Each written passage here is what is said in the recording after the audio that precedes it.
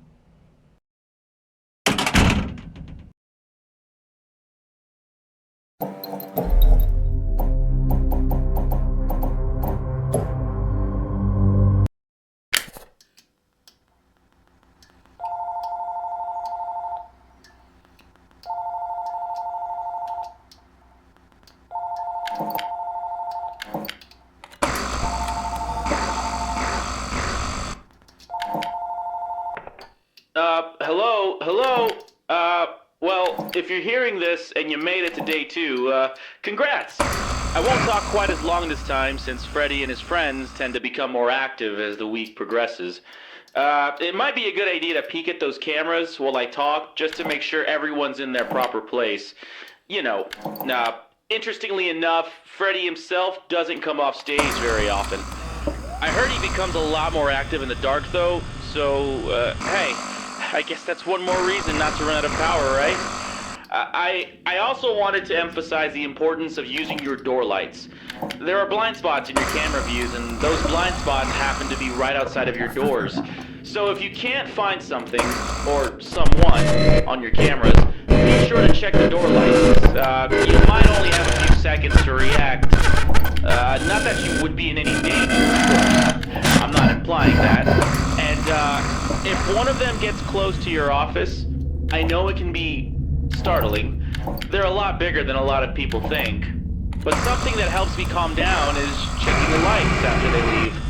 I guess just proving to yourself that it's no big deal helps sometimes. Also, check on the curtain in Pirate Cove from time to time. The character in there seems unique in that he only really moves when you aren't looking at him on camera. I guess he doesn't like being watched. You could probably trick him into thinking that you're still watching him if you keep his camera selected before closing the monitor. I don't know. Anyway, I'm sure you have everything under control. Talk to you soon.